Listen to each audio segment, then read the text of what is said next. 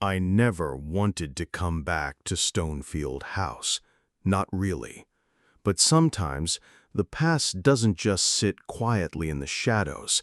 It claws its way out, demanding attention, dragging you back to places you swore you'd never see again. For me, that place was Stonefield, a dilapidated mansion on the outskirts of my hometown, a house that held stories darker than any nightmare I could imagine. I was just a kid when I first heard about Stonefield. The older kids whispered about it like it was some kind of cursed place, a living nightmare wrapped in rotting wood and broken glass. My grandmother, however, spoke of it in a different way. She told me stories about how the house was alive, how it remembered the people who dared cross its threshold. "Never go near it," she warned, voice low and serious. "The house doesn't forget." At 9 years old, those words didn't make much sense, but the fear they planted took root anyway. I would lay awake at night, hearing things, soft whispers that slipped in just beyond the edge of sleep, faint voices calling my name from the dark. I told myself it was my imagination, a child's overactive mind. Yet every time I closed my eyes, the house was there, looming in my dreams like a dark specter. When I was 13, I finally went to Stonefield. It wasn't planned. It was one of those restless afternoons when the summer heat made the world feel heavy and slow. I wandered away from the familiar streets and found myself standing before the rusted gate, tangled vines crawling over the iron bars like veins. The house was worse than I expected. Windows shattered, walls cracked, the paint peeling like dead skin. But what caught me wasn't its decay. It was the silence. The world around Stonefield felt different. The air was thick and stale, the usual chorus of birds and insects absent. It was as if the house had swallowed the sounds whole. I stepped closer, heart pounding in my chest, and the whispers returned.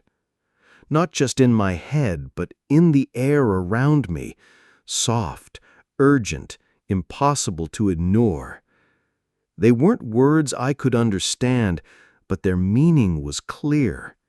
The house was alive, watching, waiting. I spent only minutes there before running back home, but the encounter changed me. After that day, the whispers followed me everywhere. They slipped into my dreams, calling me back to the house, promising secrets and horrors I wasn't ready to face. My grades slipped, friends drifted away, and the world seemed colder, more distant. As I grew older, my fear morphed into fascination. I started reading everything I could about abandoned places, haunted houses, and the supernatural. I chased the thrill of the unknown, hoping to understand what I'd felt at Stonefield. The house became an obsession, a shadow hanging over every decision I made. By the time I was 22, I had started a channel documenting my explorations of haunted locations. It was a way to confront my fears, to control the narrative. I traveled to forgotten asylums, old prisons, and places where tragedy had left its mark. But Stonefield was always off limits, not because I was scared, but because the stories were too close, too real. Then I met Nate and Mara. Nate was reckless, charming, and had a hunger for dark stories that matched my own.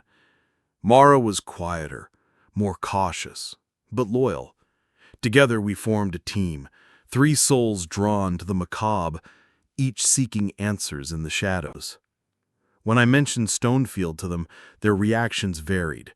Nate's eyes lit up with excitement, while Mara shivered and warned me to stay away.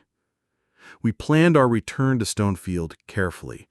Months of research, gathering what scraps of history we could find, old newspapers with faded headlines about disappearances, forum posts from people claiming to have heard strange noises near the house, even a tattered diary found in a local library. The common thread was always the same: the basement, known locally as the Whisper Room. The night we arrived, the forest around Stonefield seemed to close in on us. Our flashlights barely pierced the darkness, and every step toward the house felt heavier. The air was thick with a scent I couldn't place, a mixture of damp earth, decaying wood, and something faintly metallic. The house itself was more imposing than I remembered, its silhouette jagged against the cloudy sky. Inside, the decay was overwhelming. Wallpaper hung in strips, floorboards groaned beneath our feet, and the stale air tasted like old dust and forgotten memories. We recorded everything, our voices echoing through empty halls, the creak of doors swinging open, the sudden chills that made our skin crawl. But beneath it all, there was a silence that felt almost unnatural. As we moved deeper, the atmosphere shifted. Our equipment began malfunctioning. Cameras froze, batteries drained inexplicably, and our radios crackled with static and faint whispers. Mara grew visibly uneasy, clutching her jacket tighter with every step. But Nate pushed forward, driven by a mix of curiosity and bravado. Then we found the basement door. It was heavy, made of old oak, and sealed with rusty chains etched with strange symbols. The air around it pulsed, charged with an energy that made my skin prickle. Nate eagerly began breaking the chains, while Mara and I exchanged uneasy glances. When the door finally creaked open, the darkness inside felt alive. It wasn't just the absence of light, it was a presence, a living void that seemed to swallow sound and hope alike. We stepped inside, flashlights trembling in our hands. The Whisper Room was smaller than I imagined, but its walls seemed to breathe. The air was thick with voices, layered, overlapping, unintelligible but insistent. I felt them pressing against my mind, tugging at memories I'd buried deep. Nate moved ahead, his voice shaking as he called out into the darkness. Then, without warning, the door slammed shut behind us. Panic surged through me as we pounded on the wood, screaming Nate's name. But the voices only grew louder, drowning out our cries, filling the room with a chorus of torment. When the door finally opened, Nate was gone. The Whisper Room was empty, save for the echo of his last words hanging in the air. Mara and I fled, the house seeming to close around us, trapping our screams in its walls. Outside, the dawn was pale and sickly, the forest silent once more. We searched for Nate for days, but he had vanished without a trace.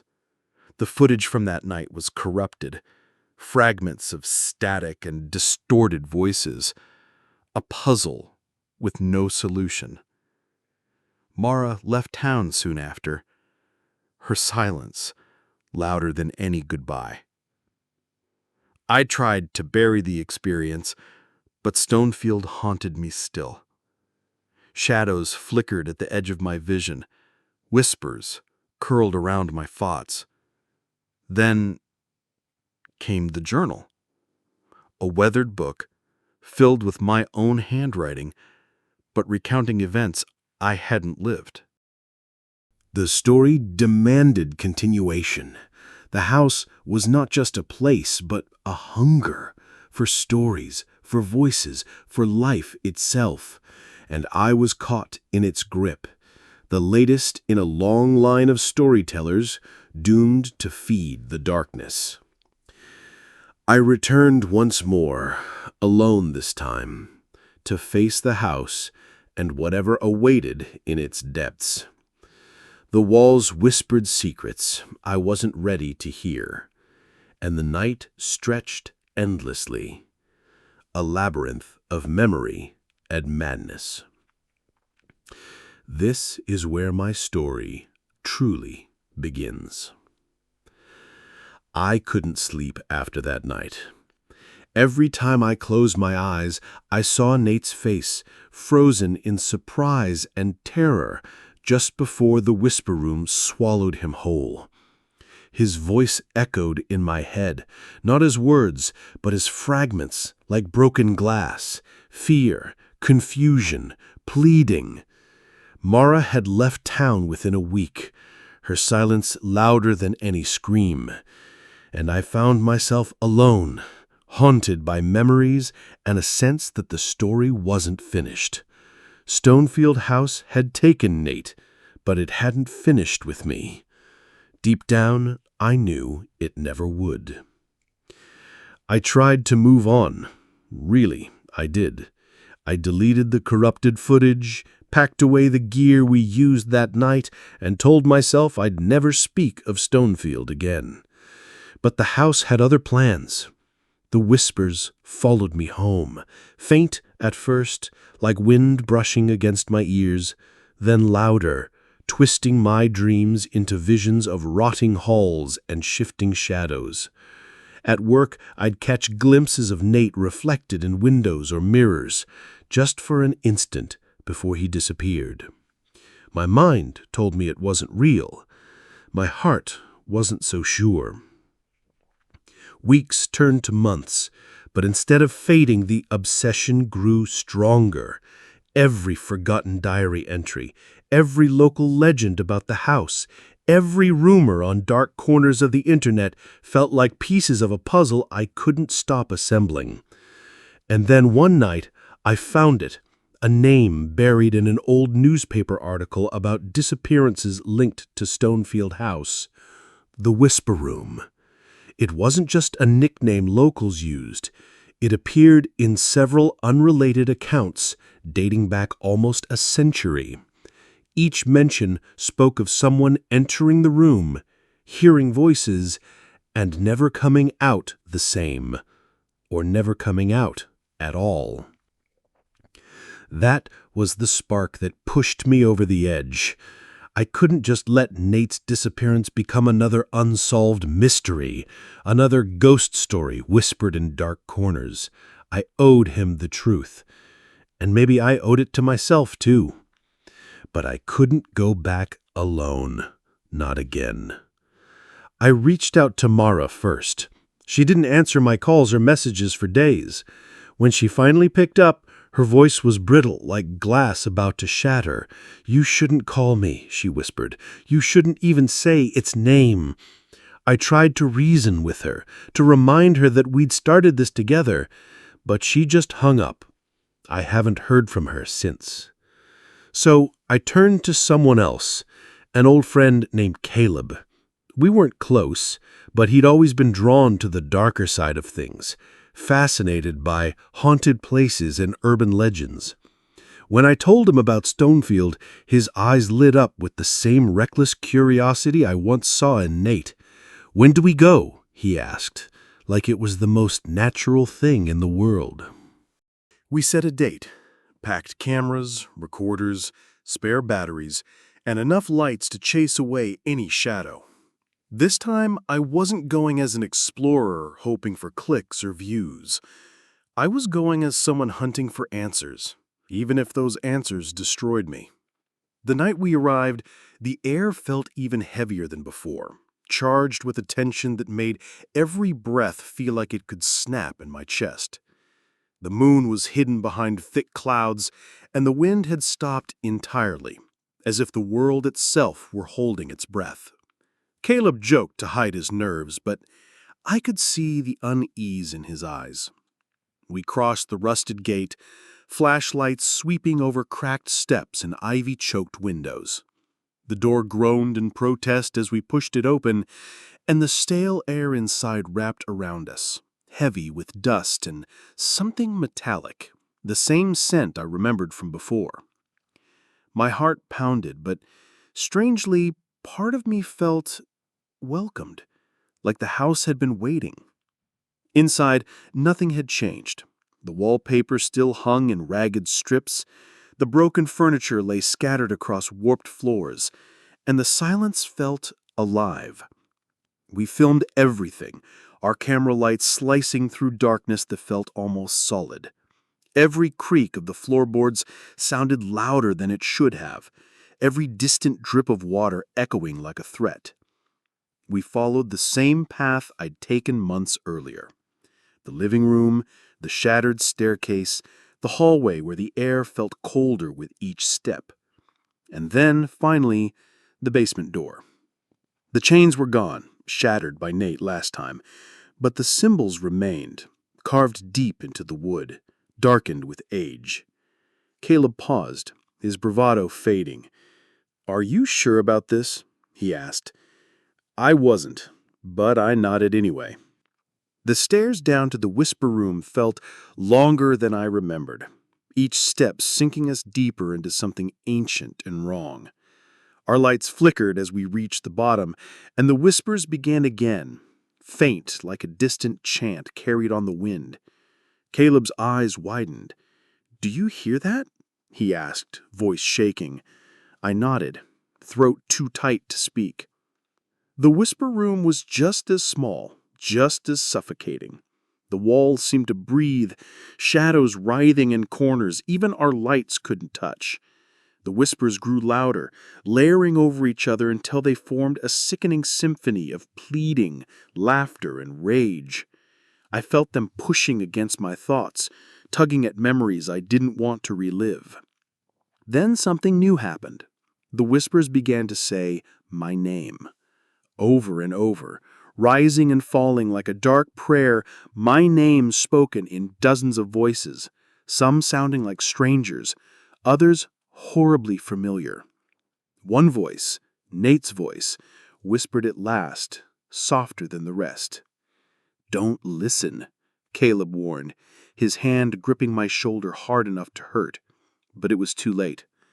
Visions crashed into me, images of people standing where I stood, faces twisted in terror as the darkness swallowed them. A woman clutching a candle, tears streaming down her face as she whispered words I couldn't understand.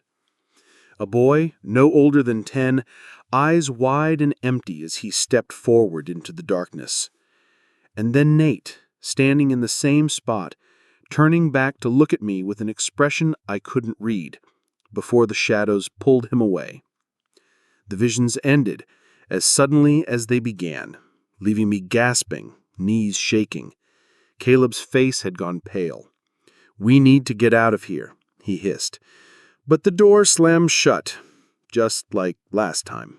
The darkness closed in, the whispers rising to a scream that shook the air itself.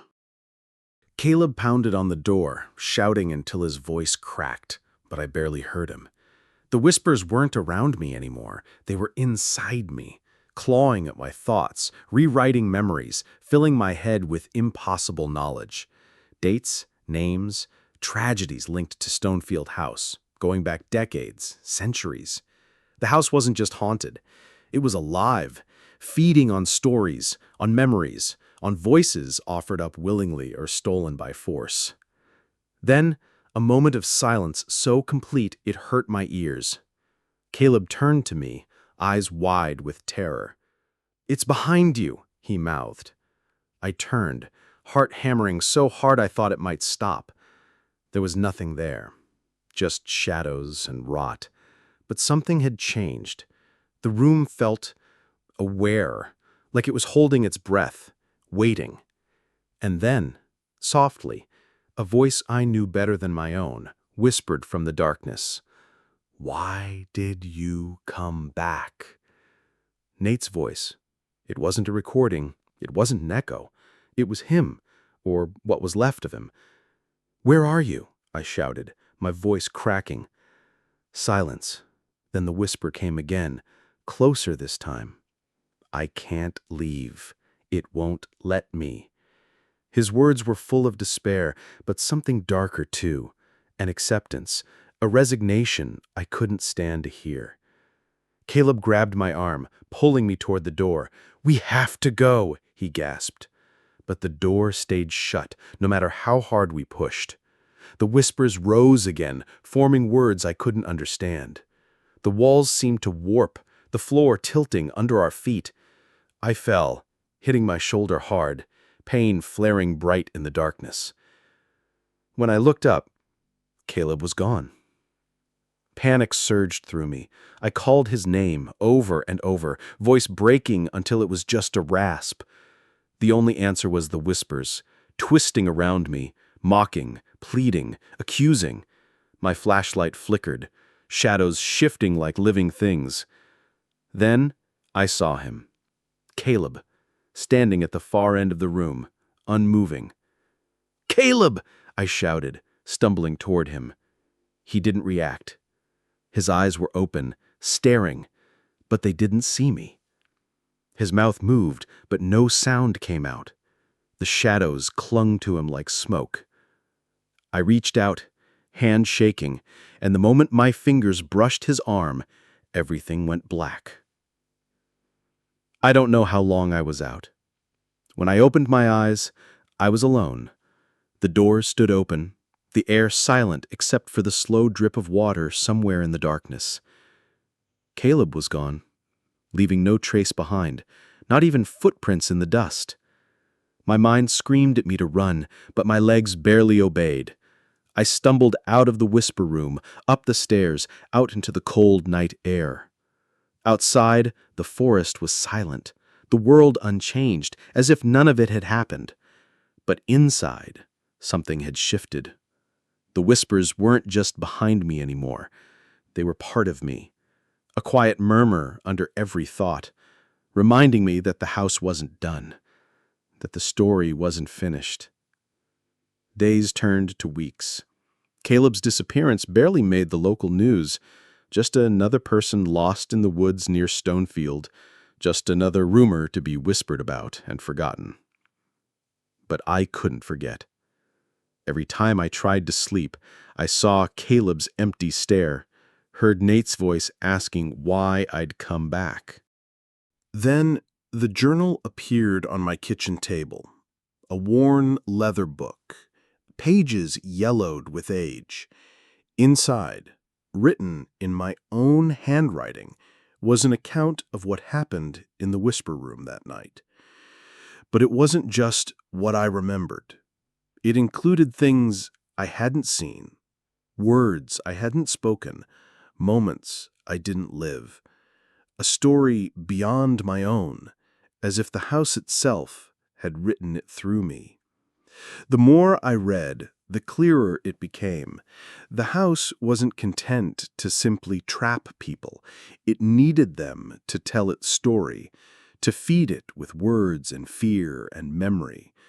The whisper room wasn't just a place where people disappeared. It was a mouth, swallowing stories and voices to keep itself alive. And now, it had mine. I thought about burning the journal, about throwing it into the river and walking away, but every time I tried, something stopped me. A whisper at the edge of hearing, a memory I couldn't shake. The story had to be told. If it wasn't, the whispers promised something worse, the house reaching beyond its walls into the minds and hearts of everyone who heard even a piece of its tale. So I kept writing. And as I wrote, the story grew, twisting into something darker and older than anything I understood. The names of those who had gone before me appeared in my mind, men and women who vanished into the house, whose voices had become part of the whisper room's chorus. I saw their faces in dreams, heard their screams blending into the endless murmur that filled my nights. And always Nate's voice. "Don't come back," he would plead, softer each time, as if even his memory was fading into the house's hunger. But I couldn't stop. The story was alive now, and it wanted more. Sometimes I'd wake up with words scratched in my arms, lines from the journal I didn't remember writing. My apartment grew colder, shadows stretched longer, and the air felt heavy with unseen eyes. Mirrors showed glimpses of Stonefield's halls behind me, and the whisper room's door standing half open. In the quiet moments, I understood the truth. The house had chosen me, not just as its victim, but as its storyteller, the one who would keep the whisper alive, feeding it to others who listened, drawing them closer to the darkness. And so I speak now, not to warn you, but because I have no choice. The story demands to be told, and through me, the house reaches you. Listen carefully, because in the silence after my words end, you might hear it too. The whisper calling your name, waiting for you to answer. I thought the story might end there, that maybe by writing it all down, the whispers would quiet, that the house would finally be satisfied. But the truth is, the story doesn't end when the telling stops. It keeps growing in the silence that follows, twisting itself into new shapes. And somewhere deep down, I knew that it was never done with me. The pull of the house didn't weaken. It grew stronger, like a tide rising each night, until the thought of Stonefield wasn't just an obsession. It was a promise I couldn't break. The days leading up to my return blurred together, each hour heavy with dread and an undercurrent of something darker, anticipation. I barely ate, I barely slept. The whisper was always there, just at the edge of hearing, sometimes merging with my own thoughts so perfectly that I couldn't tell where I ended and it began. It would murmur fragments of the past, names of those who had vanished, glimpses of the horrors they saw. And sometimes it would ask questions. Will you finish the story? Will you set us free? In the nights, the visions came. Nate's face, pale and distant, Caleb's empty stare, and others I had never met. Women, men, children, each lost to the whisper room, each voice joining the endless chorus. And always that door, half open, waiting. The morning I finally decided to go back, there was no dawn. The sky was a flat, lifeless gray, as if the sun had simply forgotten to rise. I packed what little I thought might help: a camera I barely expected to use, an old voice recorder, a notebook I'd filled with the fragments the whispers had given me, and a single flashlight. Part of me knew it wouldn't matter. The house had already decided what would happen, but I went anyway. The road to Stonefield felt longer than I remembered, each mile stretching into an eternity. Trees loomed close to the roadside, their branches bare and twisted like blackened bone. There were no birds, no insects. Even the wind had fallen silent. By the time I reached the rusted gates, my heart was hammering so loudly it drowned out the whispers, if only for a moment. The house stood waiting, sagging into itself, yet somehow more alive than ever. The windows were dark holes, and the rotting wood seemed to pulse with something unseen. I stepped through the gate, gravel crunching under my boots, and the air grew colder with each step, as though the house exhaled a welcome only I could feel. The door was ajar, as if left open just for me. Inside, the darkness felt thicker, pressing close against my skin. My flashlight cast a narrow beam that seemed almost useless against the weight of the shadows. Dust motes swirled in the air, but they didn't fall. They floated, as if held up by an unseen breath. I walked the familiar halls, my footsteps echoing like accusations. In the corners of my vision, shapes shifted and dissolved when I turned to look. Whispers slithered around me, growing louder with each step toward the basement door. They spoke in fragments, warnings, pleas, threats. And beneath them all, the house's hunger thrummed like a heartbeat. At the basement door, I paused. My hand hovered over the handle, fingers trembling. The symbols were still there, older now, darker, as if soaked in something more than time. I took a breath and opened it. The stairs seemed endless. Each creaking step sank me deeper into a darkness that felt alive, pressing closer until I felt it under my skin. The air grew colder, the whispers clearer, threading together into something like speech. Finish the story. Free us. Feed us. The whisper room hadn't changed. The walls still oozed damp and decay.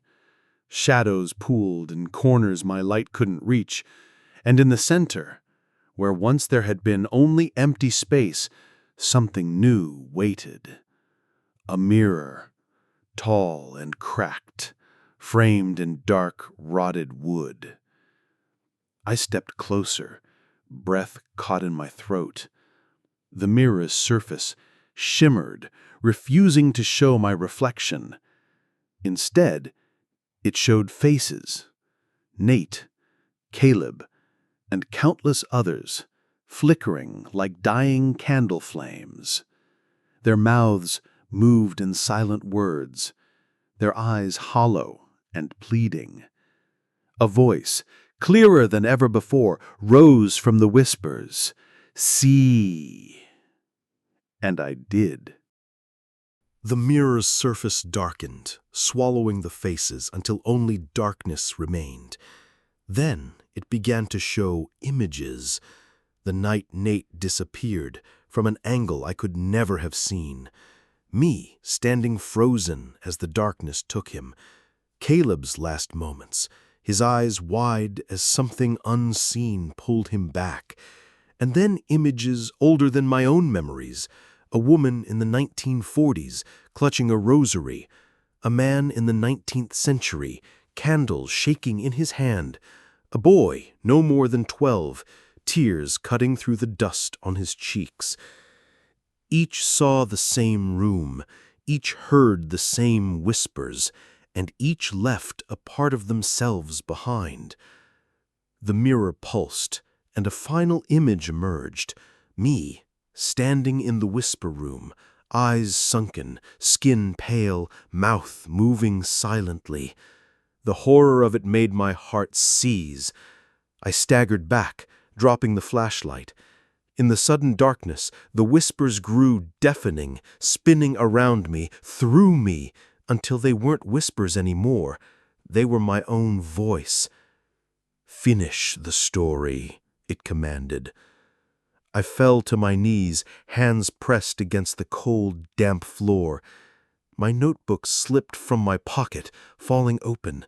Pages I didn't remember writing stared back at me. Lines of text so familiar, yet alien.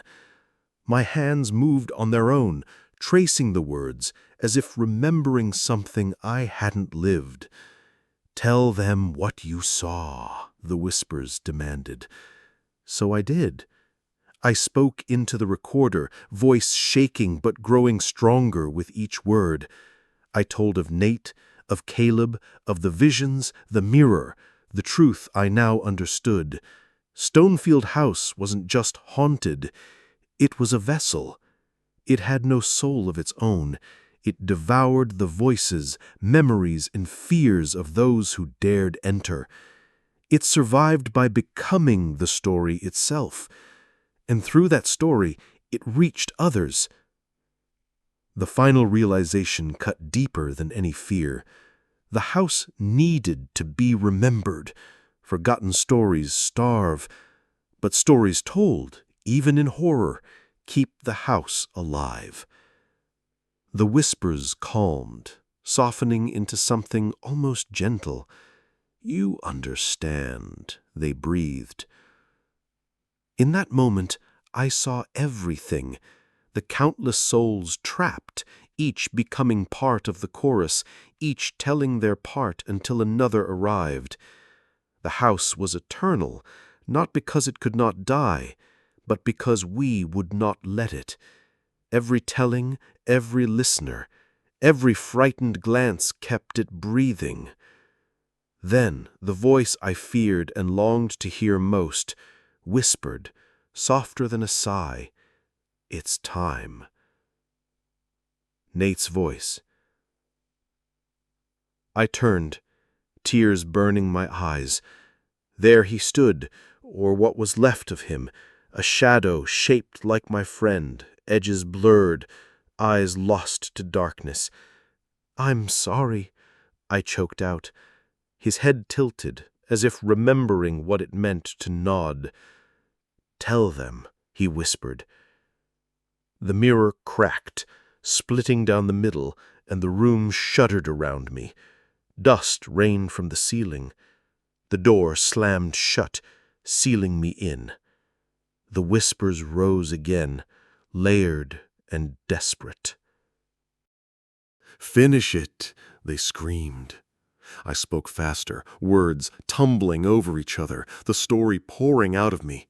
My throat burned, vision blurred, but still I kept going. The mirror's cracks spread, splintering the images inside. Nate, Caleb, the countless others, each fragmenting into shards of memory. And then, silence. The mirror shattered, exploding outward, shards catching the light like dying stars. The room fell quiet, truly quiet, for the first time since I had stepped inside. The weight in the air lifted, just enough for me to breathe. The door creaked open. My legs barely obeyed, but I forced myself to stand. Stepping through that doorway felt like tearing free from something that had wrapped itself around my soul. The whispers didn't stop completely, but they softened, becoming background noise, like the rustle of distant leaves. I climbed the stairs, each step an act of will. The house above felt emptier, hollow, as if its hunger had been fed, at least for now. The walls didn't shift. The shadows didn't reach. For the first time, I felt the air move around me, cold but clean. Outside, dawn had broken. Pale gray light spilled over the grounds, revealing the decay, the rot, the ruin. Yet in that light, the house looked smaller, less alive. I didn't dare hope it was over, but for the first time, I felt something like release. I drove home in silence, my recorder still clutched in my hand, its red light blinking, as if reminding me the story wasn't mine alone anymore. In the days that followed, I listened to the recording. My voice was there, but not only mine. Underneath, faint but clear, were the other voices. Nate, Caleb, and so many others, woven into the words. The story had become something larger than me. The house had ensured it would live on. I knew what had to be done. I uploaded the recording, the words raw and unedited, shared them with anyone willing to listen. Not to warn them away, that was impossible, but because I understood the story needed to spread. The whispers needed new ears. And maybe, in telling it, some part of those lost could remain. But late at night, when the world falls silent, the whispers come again, closer now. They speak in voices I know and some I don't. And sometimes, beneath them all, Nate's voice still pleads, "Don't come back." And yet, each time I close my eyes, I see the door, half open, waiting. Because the story isn't finished. Because Stonefield House still hungers. And because in the end, none of us can look away from the darkness forever. So, I keep telling the story. And now, so do you.